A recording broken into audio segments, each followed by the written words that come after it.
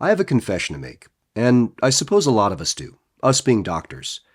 We keep a lot of secrets from our patients, sometimes about the way medicine really works behind the scenes, sometimes about our own strengths and limitations, and sometimes about things that really have the potential to affect the care we give and the lives of our patients. And that doesn't necessarily mean something nefarious is at play, but this also isn't just any job. We often care for people when they're most vulnerable, distressed, disabled, sick, or even facing life and death. But high stakes don't mean modern medicine is perfect, nor are its doctors. So indulge me for a few minutes while I pull back the curtains on 5 of the major secrets we keep, including what makes us most insecure, why the insurance industry feels like an evil empire to us too, and what we really think and say about our patients when they're not around. Sound good? Let's dive in.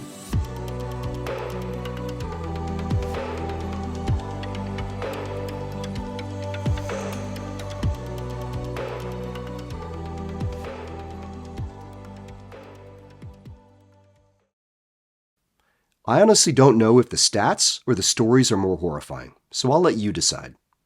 A 2022 ProPublica investigation into United Healthcare found that they were focusing denials on medically needy and expensive patients and openly mocking them for appealing denials of coverage.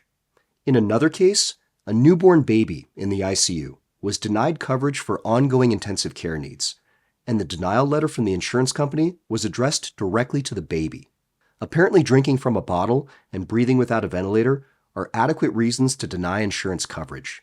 Or how about the patient treated for anaphylaxis in the emergency room after a severe allergic reaction, only to be told later that life-saving epinephrine and steroids were not medically necessary? And if that's not scary enough, let's talk simple numbers. Over 90% of physicians surveyed in a 2022 study by the American Medical Association reported delays in care due to issues with insurance authorization, and 80% of doctors reported significantly changing treatment plans for insurance reasons. And I haven't even touched on the patient experience with insurance, with more and more Americans reporting significant debt due to medical bills, anxiety over rising premiums, and completely avoiding care or filling prescription drugs due to concerns over cost and insurance denials. So yeah, I'm as disgusted and disillusioned as you.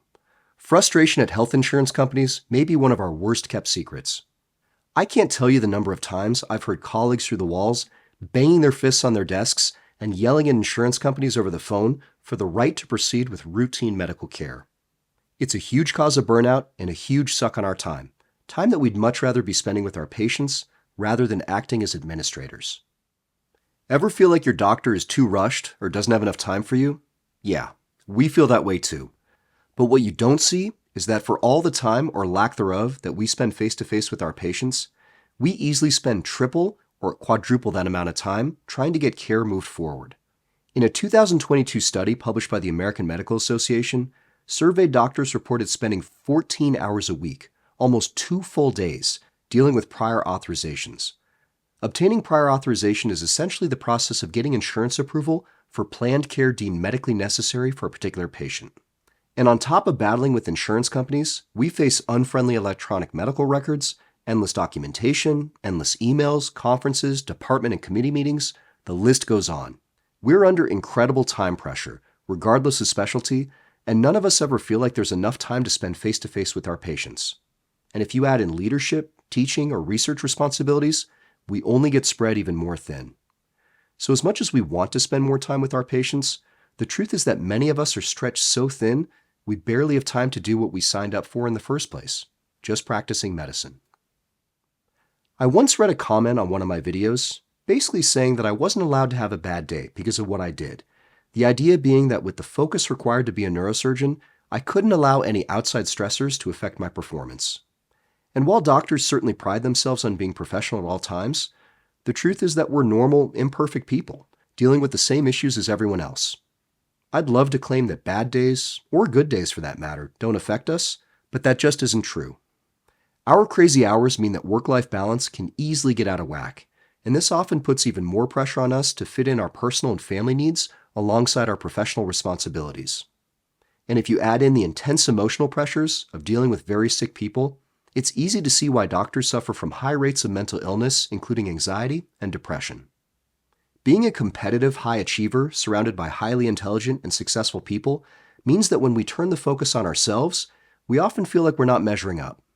I can promise you that we deal with insecurity, self-doubt, and imposter syndrome.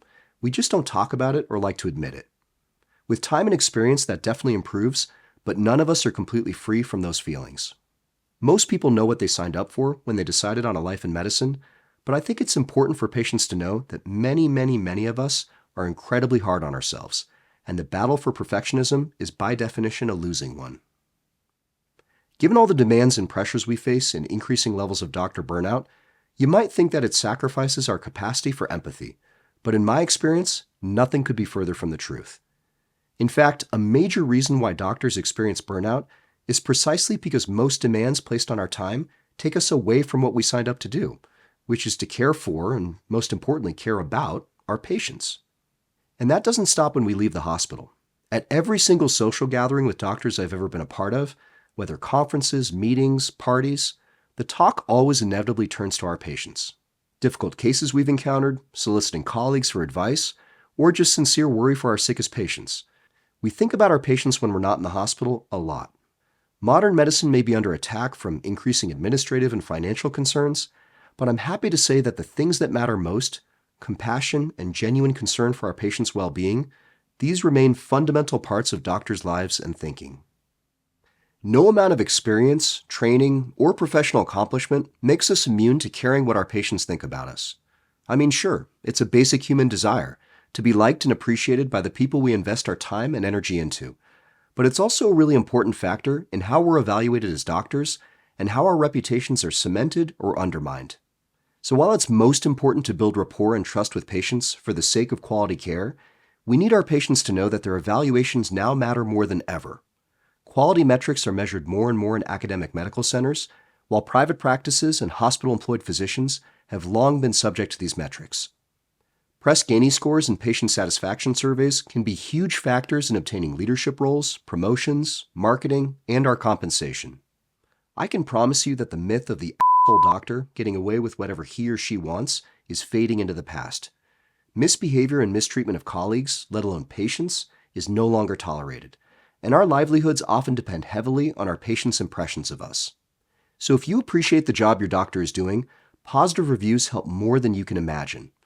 I know many people look up their doctors online, and those review websites undoubtedly have a huge impact on how people perceive us and choose to receive their care. Reputation is everything in modern medicine. So there you have it, 5 secrets we keep as doctors that you may not have known, factors that significantly shape how we deliver care.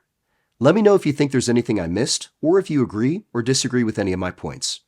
These are only the tip of the iceberg, so if you like this video, let me know if you'd like to see part 2. Thank you again for watching, and I'll see you next video.